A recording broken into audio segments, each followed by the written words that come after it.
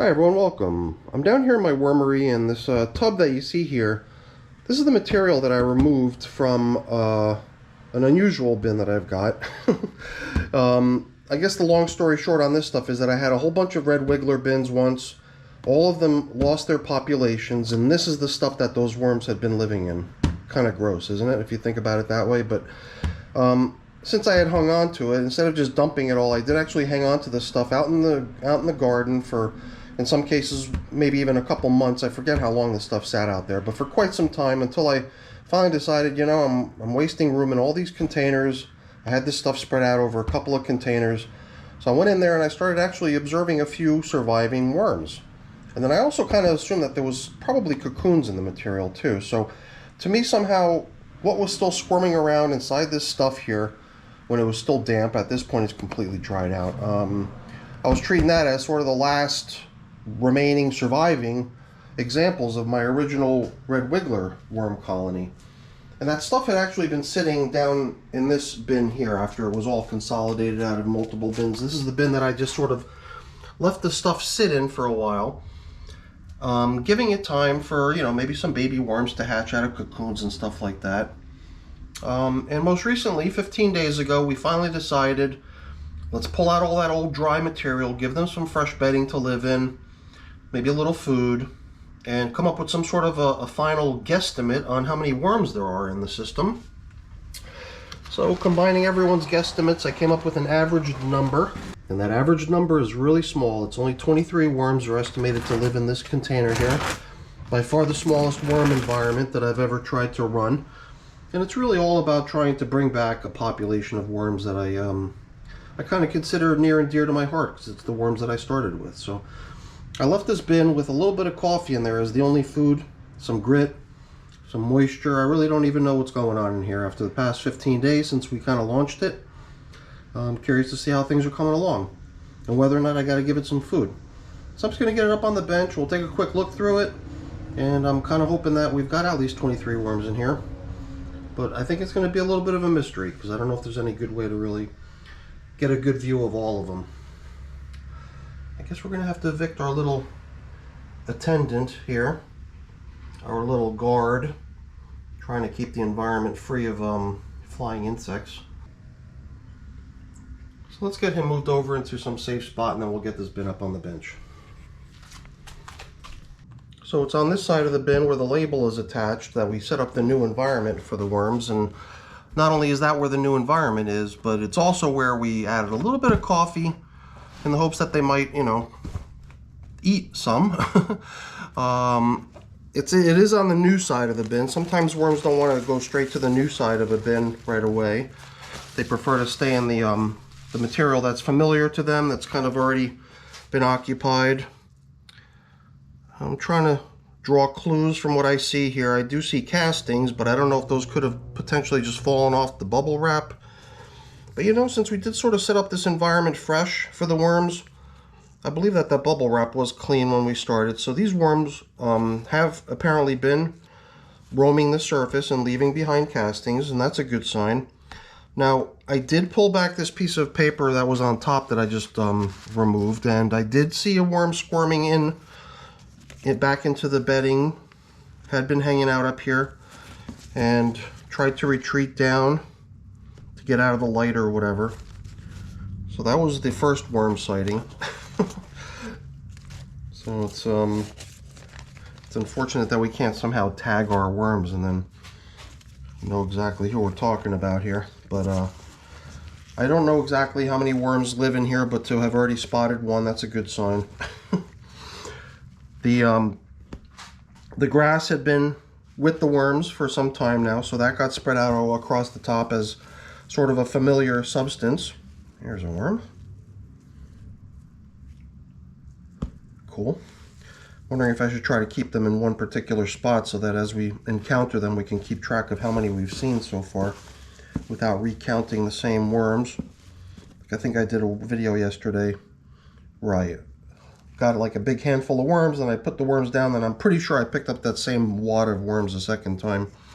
And I didn't really know, I wasn't sure, but after I rewatched the video, I think I sort of counted 2 worm balls as being 2 separate ones instead of just one. So I've moved a couple worms over there. I'm just looking to see if I notice anything else squirming.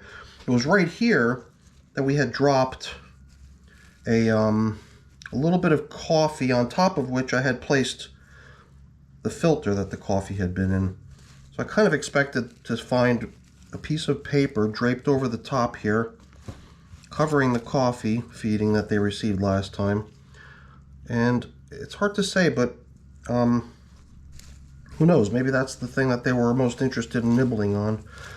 Or maybe they came to eat the coffee and they sort of snacked on some of the filter also. It's hard to say. There was also a whole bunch of grit sprinkled on top, and you can still see signs of it here and there, little bits of grit in certain places.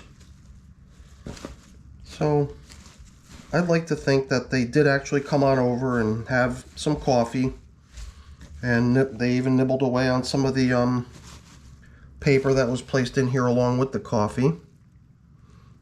And maybe they're starting to make themselves at home in this new bedding that had been placed in here for them. We haven't really looked through the old stuff that they'd been living in for all this time, or for some time now. So in order to get them out of that fouled stuff that they'd been living in, I had set up some fresh bedding that was meant to lure them out of the old nasty stuff. And this is the stuff that they've been living in since that attempt to lure them out of the old stuff began. So here again, I know I released a couple worms over here, so the fact that I saw a worm over on this side a moment ago makes me question whether it's a new worm or one of the original worms I just spotted earlier.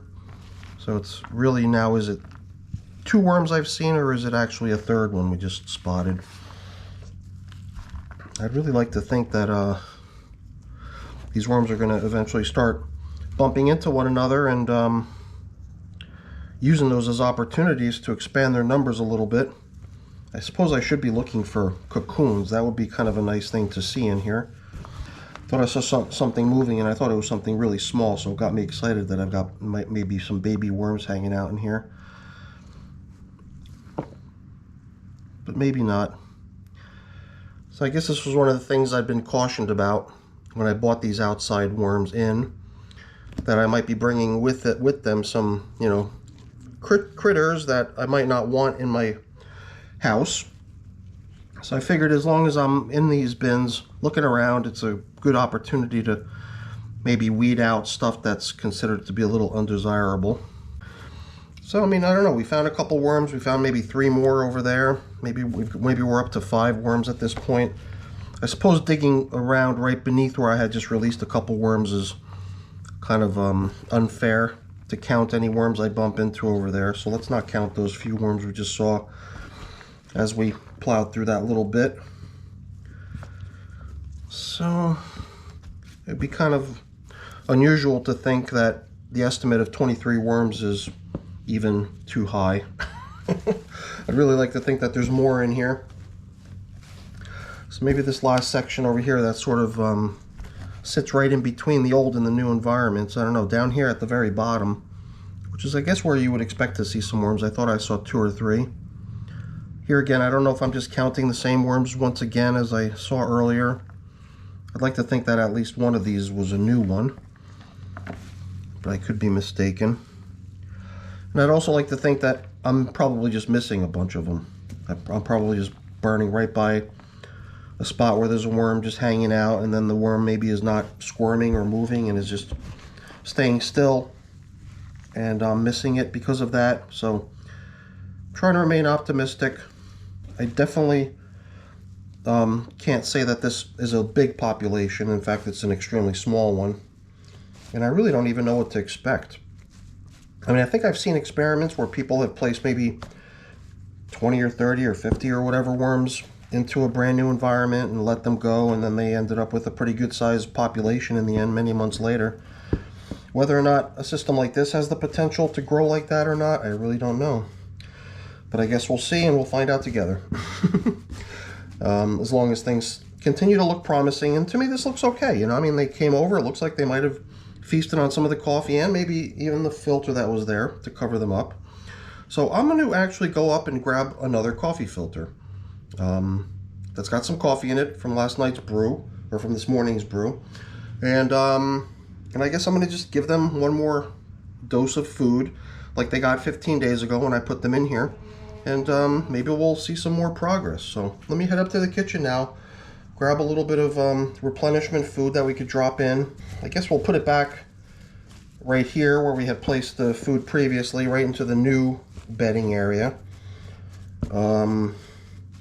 Then we can sort of try to convince them to come hang out in this nice fresh stuff that they got. The moisture I think is pretty good too. I don't think there's any reason for concern. So yeah, let me head upstairs now and I'll be right back.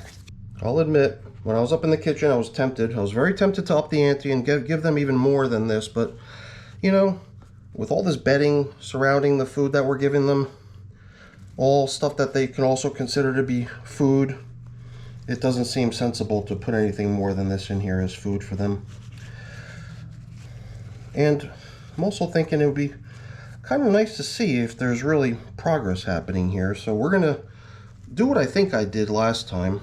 I mean, I did watch the video quickly just to refresh my memory, but I do recall the filter being placed over the coffee last time as being, like, you know, a pretty fresh filter, one that you would think might be intact still after a little bit of time. But since we didn't see signs of it, I'm hoping that that's, you know, evidence of worm activity, and that's a good thing, right? So let's just go ahead and cover up. I thought about giving the system a little bit more grit, but it doesn't seem necessary. There seems to be a good amount of it floating around this freshly added food here.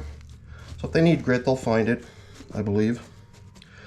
And I believe the rest is just covering up, kind of the way we had it before. The grass, like I said, had been here as part of the covering of the outside environment. So over here on this side of the bin, the side that's labeled, everything's brand new except for the grass covering, which I think is kind of a nice natural look to go across the top of the bin here. And yeah, it's kind of nice. It's got a good earthy, fresh smell to it. It's you know, it's got good moisture to it. So I don't think there's anything wrong here. The fact that we've got only a few worms hopefully isn't a problem either. Hopefully it's enough to get things going again in here. But I've got a feeling it is going to take time, so it's nothing we're going to see huge developments in overnight. But I guess some of the things to look for in future check-ins is probably cocoons. Cocoons would be a very good, promising sign. Baby worms, anything along those lines, you know. So, and you know, even the next check-in probably doesn't have to be for another couple weeks again. So I didn't know if it was a mistake to wait so long between the origination of this bin and now to actually give it its first check-in, but I'm glad to see that things haven't, you know, tanked. That the worms are still in here and they're still cruising around. They seem content, they seem healthy, and they look good. And they're doing stuff. They're roaming around the top, coming up for a sip of water beneath the bubble wrap.